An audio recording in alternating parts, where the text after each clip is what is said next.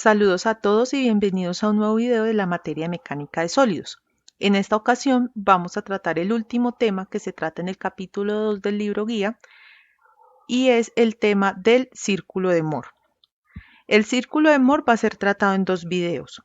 En este primer video vamos a tratar toda la particularización del círculo de Moore, sus características y el caso en dos dimensiones. Y en el segundo video vamos a trabajar cómo se grafica el círculo de Moore y el caso en tres dimensiones. Entonces, cuando vimos el caso de esfuerzo sigma n y tau n,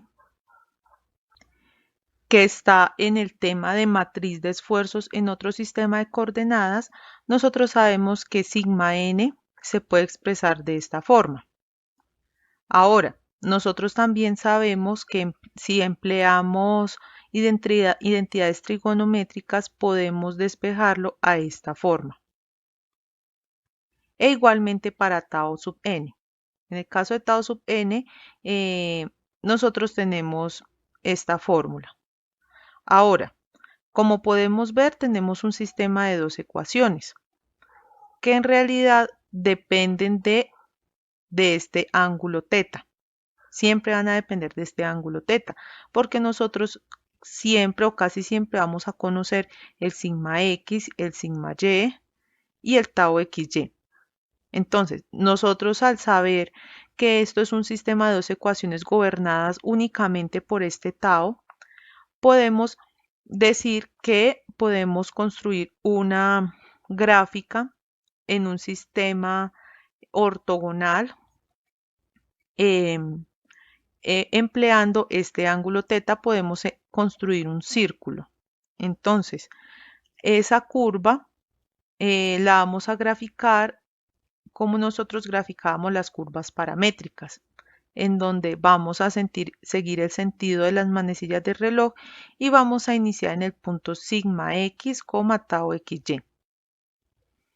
Entonces, lo primero que vamos a hacer para poder hallar dónde se nos desarrollan ciertos elementos, vamos a elevar estas dos ecuaciones al cuadrado.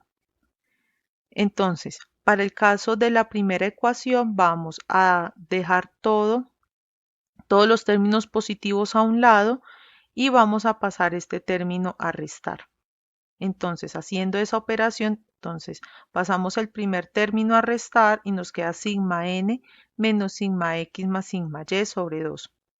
Y esa ecuación ya trabajada la elevamos al cuadrado y lo mismo al otro lado. Porque si nosotros elevamos a un lado de una ecuación, también debemos elevar al otro lado.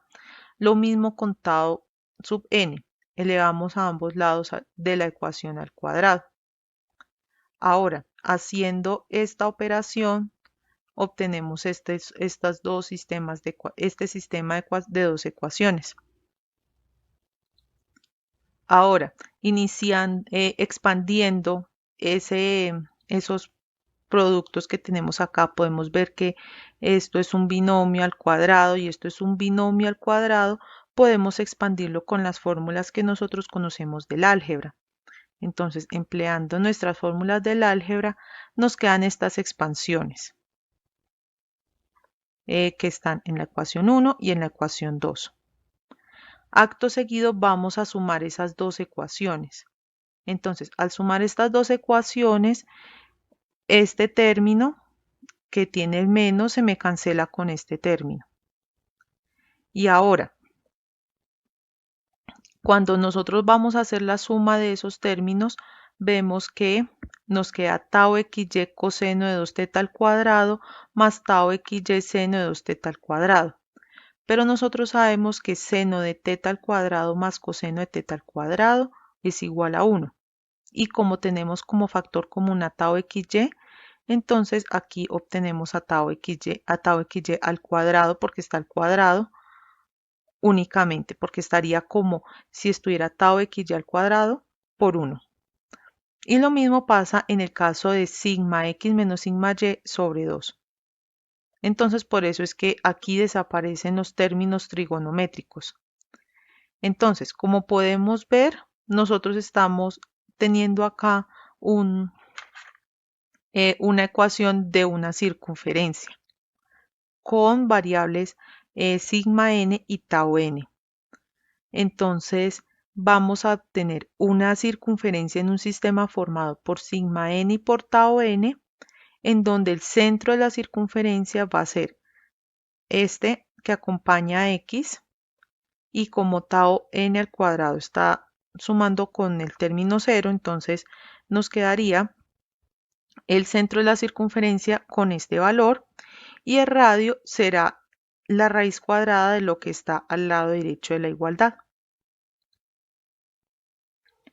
Entonces, con esas ecuaciones que hallamos anteriormente, vamos a graficar un círculo en el sistema sigma n tau n. El centro de ese círculo va a ser sigma x más sigma y sobre 2, 0, como ustedes lo pueden ver claramente en el libro. Entonces, como podemos ver en las anteriores fórmulas, todo está descrito con respecto al ángulo 2 teta. Entonces, como todo está descrito al ángulo 2 teta, en el gráfico del círculo de Mohr siempre vamos a trabajar con 2 teta. Pero ojo, aquí debemos tener en cuenta que para hallar nuestras direcciones principales y para trabajar con este ángulo teta, en la realidad no vamos a trabajar con este 2 teta, sino que el ángulo verdadero sería solamente teta. Entonces de acá podemos sacar varios puntos. Podemos sacar el punto A, que es sigma x, tau xy, el punto C, que sería el punto opuesto 180 grados, que sería menos tau xy, sigma y. Sabemos que como tenemos una matriz simétrica, entonces nuestros esfuerzos tangenciales van a ser los mismos. Entonces, en el caso del círculo de Mori para sigma y, vamos a tener sigma y, como podemos ver en el punto C, menos tau xy. Y el radio de ese círculo será pues la resta de estas dos distancias. Aquí como podemos ver, sigma x menos sigma y, que será esta distancia de acá, y tau xy, que será la altura de este triángulo, y la distancia de esto a esto, empleando teorema de Pitágoras, nos va a dar el mismo resultado. Entonces, la ecuación anterior de la circunferencia corresponde a la circunferencia que nosotros denominamos el círculo de Mohr. Nosotros lo denominamos círculo de Mohr porque en el caso del caso en 3D ya se puede trabajar como círculo. Mientras tanto, lo vamos a trabajar como circunferencia. Entonces, en este círculo de Mohr nosotros podemos representar cómo se nos están comportando nuestros esfuerzos normales sigma n y los esfuerzos tangenciales tau n, o sea, los esfuerzos dependiendo del ángulo que nosotros estemos trabajando. Recordemos que siempre estos sigma n y tau n van a ser con respecto a un ángulo que nosotros estemos trabajando. Entonces el sigma n y tau n para un ángulo no va a ser el mismo sigma n y tau n para otro ángulo. Ahora, el estado de esfuerzos, como yo les estaba diciendo, si estamos trabajando con este teta 1, será el que se encuentra acá y el que se encuentra acá para nosotros construir nuestra matriz de esfuerzos. Siempre asociado a un ángulo de inclinación teta. Recordemos que yo les he dicho en clase y en otras sesiones que siempre que tenemos una matriz sigma x, pues sigma, debemos saber por lo menos cuál es nuestro vector n gorrito que caracteriza el plano, porque solamente la matriz sigma no nos va a dar suficiente información sobre el estado de esfuerzos que se está desarrollando. Entonces, como nuestro círculo de Mohr nos ayuda a describir el estado de esfuerzos en un punto, dependiendo del plano que nosotros estemos trabajando, entonces Evidentemente podemos hallar también nuestros esfuerzos máximos y mínimos empleando el círculo de Moore. Anteriormente habíamos hallado nuestros esfuerzos máximos y mínimos empleando puramente álgebra lineal, y son los esfuerzos que nosotros hallamos con el sigma 1 y el sigma 2 en el caso de 2 dimensiones, o sigma 1, sigma 2 y sigma 3 en el caso de 3 dimensiones. Ese cálculo también lo podemos hacer empleando el círculo de Moore. Entonces, lo primero que vamos a hacer es trabajar con nuestra ecuación que habíamos planteado al principio para nuestro sigma n. En el caso de sigma n, tomamos la ecuación que tiene únicamente los cuadrados. Recordemos que esas ecuaciones son equivalentes y si ustedes hacen la misma operación que vamos a proceder a hacer a continuación, van a obtener los mismos resultados. Solo que para mayor facilidad vamos a emplear los que tienen los cuadrados.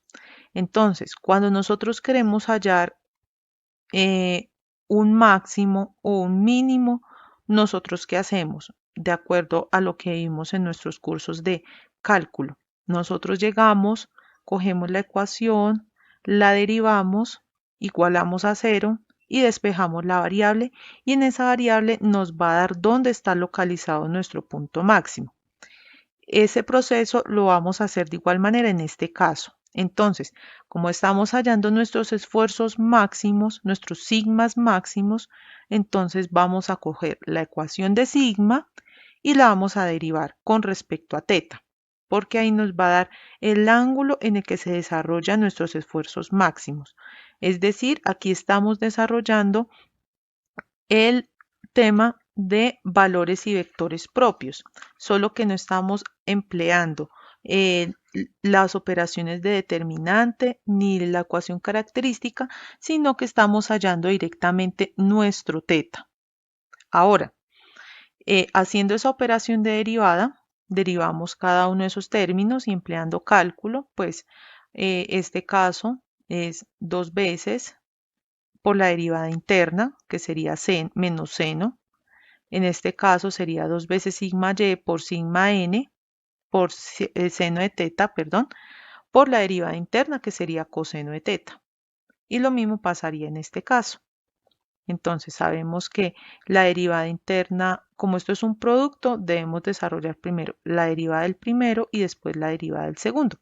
Entonces, desarrollando la derivada del primero, nos queda que 2 teta xy por coseno de teta por el coseno de teta que antes existía, y menos, ¿por qué menos? Porque la derivada de coseno es menos seno, entonces aparece este menos de acá. Entonces sería 2 veces tau xy por seno de teta por la derivada de coseno de teta, y la derivada de coseno de teta es menos seno de teta, entonces nos quedaría seno de teta al cuadrado. Y como los dos tienen factor común 2 tau xy, pues entonces lo sacamos como factor común. Ahora, nosotros podemos emplear aquí identidades trigonométricas y sabemos que 2 veces el seno de teta por el coseno de teta es igual a seno de 2 teta. Eso lo pueden buscar en tablas trigonométricas. Y coseno cuadrado de teta menos seno cuadrado de teta es igual a coseno de 2 teta. Entonces obtenemos esta ecuación. Esta ecuación es la derivada de sigma n con respecto a teta. Ahora, como yo les conté antes, un máximo o un mínimo se halla igualando la derivada a 0. Entonces hacemos lo mismo en este caso. Entonces, igualamos la derivada a 0 y eso ¿a qué nos conduce? A igualar toda esta ecuación a 0, tal como vemos en pantalla. Ahora, como nosotros debemos saber dónde están localizados nuestros tetas, en qué ángulo teta se nos desarrollan nuestros esfuerzos principales o nuestros esfuerzos máximos y mínimos, entonces lo que hacemos es despejar y dejar todo en términos de teta. Entonces, de la anterior ecuación pasamos este término, este sigma y menos sigma x seno de 2 teta, lo pasamos a restar y nos queda menos esta operación, igual a este término. Ahora, si nosotros metemos este menos al interior del paréntesis, nos cambian los signos y por lo tanto la resta se nos invierte. Entonces hacemos esa operación y obtenemos la segunda ecuación que está aquí. Ahora, como queremos dejar todos en términos de teta, entonces pasamos todos estos términos, todos los teta a un lado y todo lo que no tenga que ver con teta al otro lado. Entonces, en el caso, como aquí está multiplicando coseno de 2 teta, entonces este pasa a dividir seno de 2 teta sobre coseno de 2 teta. Es igual a 2 tau xy sobre, como esto está multiplicando, pasa a dividir. Entonces, nosotros sabemos que seno sobre coseno es tangente del argumento que esté acá, cualquier argumento, ¿cierto? Entonces, seno sobre coseno es igual a tangente. Entonces nos quedaría tangente de 2 teta es igual a 2 tau xy sigma x menos sigma y. Nosotros sabemos que nuestro círculo de Mohr siempre va a trabajar es con 2 tau xy, con 2 teta, siempre va a trabajar con eso y eso es fundamental cuando nosotros vayamos a construir nuestro círculo de Mohr. No trabaja con teta, que ese es un error que se induce siempre. O sea, el ángulo que a nosotros nos interesa es teta, pero el ángulo que nos va a arrojar siempre el círculo de Mohr es 2 teta. Entonces, hay que tener en cuenta que este ángulo teta se refiere a donde se desarrolla a este N1 gorrito y N2 gorrito, que corresponden a las dos direcciones principales asociadas a los dos esfuerzos principales. Ahora, como pueden ver en el libro, nosotros podemos usar estos teta para construir dos triángulos. Entonces los dos triángulos se construyen de esta manera. Nos vamos a volver a la fórmula y vemos, sabemos que tangente de un ángulo es cateto opuesto sobre cateto adyacente. Entonces en este caso hacemos el cateto adyacente que sería sigma x menos sigma y sobre 2, ¿cierto? O sea que sería sigma x menos sigma y sobre este 2 que está aquí acompañando a tau xy. Y el cateto adyacente sería tau xy. Entonces nosotros vemos acá que es tau xy. Entonces aquí construimos estos dos lados del triángulo y lo mismo podemos hacer al otro lado. ¿Por qué? Porque sabemos que si dividimos dos negativos nos va a dar un positivo y si dividimos dos positivos nos va a dar un positivo. Entonces, hacemos lo mismo para el otro lado, siempre teniendo en cuenta que estamos trabajando con un ángulo teta 1. En este caso teta 1, ¿cierto? Pero en realidad es el ángulo teta. Y aplicando pues el teorema de Pitágoras, podemos hallar que el radio de ese círculo que va a coincidir con la hipotenusa de este triángulo y de este triángulo va a ser pues esta fórmula que vemos acá. Ahora, de este triángulo también podemos sacar unas relaciones trigonométricas muy importantes. Por lo menos podemos sacar qué es el seno, ¿cierto? Entonces, el seno de 2 teta 1 es igual a opuesto, que sería tau xy, sobre la hipotenusa, que sería el radio, ¿cierto? Sería esta fórmula larga con la raíz. Lo mismo podemos hacer con el coseno. Con el coseno de teta 1, de 2 teta 1, que sería el adyacente, sobre la hipotenusa. Ahora, nosotros sabemos que el ángulo que nos genera el construir el segundo triángulo va a ser 2 teta 1 más pi en el caso de los radianes o 180 en el caso de los grados. ¿Por qué? Porque si nosotros prolongamos esta línea, nosotros sabemos que estamos en una circunferencia y esta línea va a tener un ángulo de 180 grados o pi radianes y si le sumamos 2 teta 1, entonces el ángulo medido desde este eje hasta la hipotenusa va a ser 2 teta 2. Entonces, de acá podemos sacar varias relaciones. Lo mismo podemos sacar el seno de 2, pero en este caso de teta 2. ¿Por qué? Porque estamos ya midiendo con relación a este triángulo que está abajo. Entonces, 2 teta 2 es igual a menos tau xy, menos tau xy, y r, ¿cierto? Nuestro r, que será el radio. Y lo mismo vamos a hacer con coseno. Entonces, con coseno va a ser menos sigma x, menos sigma y sobre 2, que aquí lo tenemos en la primera parte de la ecuación, sobre el radio. Y pues simplificando, pues nos queda esta fórmula. Entonces, teniendo nuestra fórmula sigma n, regresando a nuestra fórmula sigma n, vamos a reemplazar todos esos cosenos y esos senos que hallábamos anteriormente para el ángulo teta 1. Entonces, reemplazando nuestros cosenos y nuestros senos para el caso de teta 1, tenemos estos productos.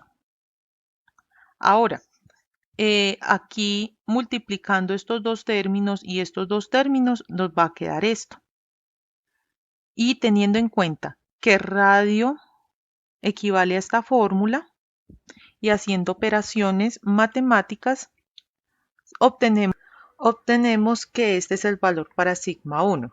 Obtenemos sigma 1 porque estamos trabajando con teta 1. Ahora, el ejercicio para hallar este sigma 1 con las operaciones algebraicas necesarias se le deja al lector.